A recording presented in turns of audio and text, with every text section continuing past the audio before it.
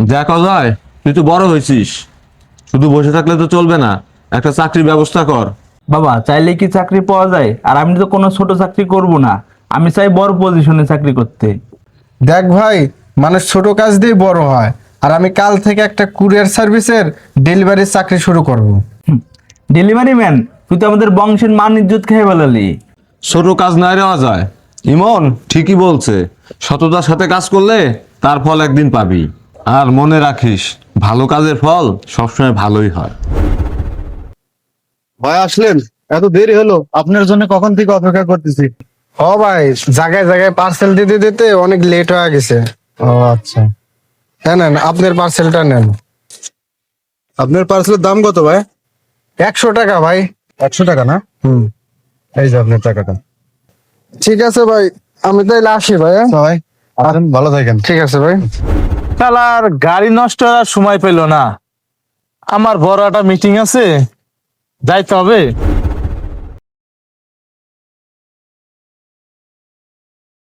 আসসালামু আলাইকুম স্যার, আপনার গাড়িতে কি কোনো সমস্যা হয়েছে নাকি? সাহায্য করা লাগবে নাকি আপনার? আরে গাড়িটা স্টার্ট নিচ্ছে না, অফিসে জরুরি একটা মিটিং ছিল, আর এই সময় গাড়িটা নষ্ট হয়ে গেল। কোনো মেকানিকও পাচ্ছি না, আবার ট্যাক্সিও পাচ্ছি না। ও, এই ব্যাপার। স্যার আপনি চিন্তা করবেন না, আমি মেকানিক ডাকছি। আর আপনার যদি অনেক তাড়া থাকে তাহলে আমার বাইকের পিছনে উঠতে পারেন, আমি আপনার বাস স্ট্যান্ড পর্যন্ত নামিয়ে দিয়ে আসবো। তুমি আমার নামাই দিয়ে আসবা, তোমার ডেলিভারিতে দেরি হয়ে যাবে না তো? স্যার, আগে মানুষের বিপদ আগে, আপনি উঠুন, আমার বাইকের পেছনে উঠুন। আচ্ছা ঠিক আছে, চলো।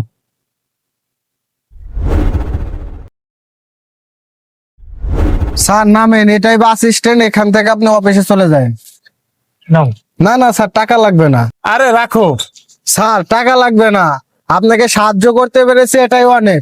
আপনি এখান থেকে বাসে করে অফিসে চলে যান। ঠিক আছে, তাহলে তোমাকে অনেক ধন্যবাদ। ঠিক আছে স্যার, আপনি থাকেন, আমি গেলাম, আমার আবার ডেলিভারি দিতে হবে। আচ্ছা ঠিক আছে। ঠিক আছে।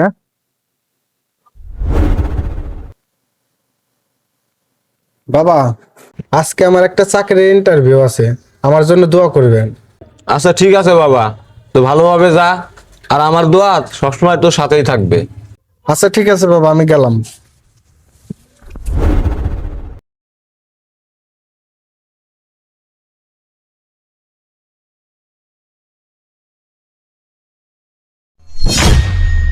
আরে স্যার, আপনি?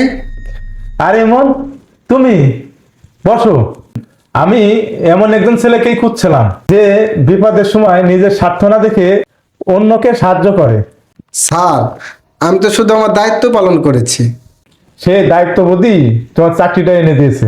তুমি আমাদের কোম্পানিতে জুনিয়র অফিসার হিসেবে জয়েন করছো, এটি সততার পুরস্কার। স্যার আপনাকে অসংখ্য ধন্যবাদ। আসি তাহলে স্যার, আসসালামু আলাইকুম। ওয়ালাইকুম আসসালাম।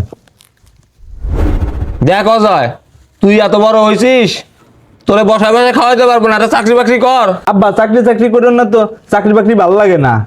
আব্বা, আমি তো বড় একটা কোম্পানিতে চাকরি পাইছি। যাক, আলহামদুলিল্লাহ। কি? তুই এত বড় চাকরি পাইছিস? তুই তো গেলি মাল ডেলিভারি দিবার, তুই এত বড় চাকরি কিভাবে পেলি? শোন, রাস্তার পাশে একটা লোকের আমি উপকার করছিলাম, আর সেই লোকটাই হচ্ছে এই কোম্পানির বস। আর উনি আমার সততা দেখে আমাকে এত বড় একটা চাকরি দিয়েছে। শুনলি তো, আমি তোদেরকে সবসময় বলি, পরিশ্রম আর সততা কখনোই বৃথা যায় না। মনে রাখবি অজয়, ভালো কাজের ফল সবসময় ভালোই হয়। বাবা তাহলে থাকো, এই খুশিতে সবাইকে মিষ্টি খাওয়ানো লাগবে। জীবন চলার পথে হয়তো আমরা অনেক সময় শর্টকাট খুঁজি কিংবা ছোট কাজকে অবহেলা করি, কিন্তু মনে রাখবেন, সততা, পরোপকার আর সাথে করা আপনার ছোট একটি কাজও আপনার ভাগ্যের দুয়ার খুলে দিতে পারে।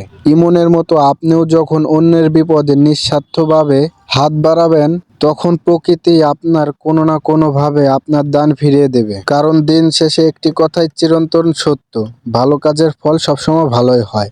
ভিডিওটি ভালো লাগলে লাইক, কমেন্ট, শেয়ার করবেন। ধন্যবাদ।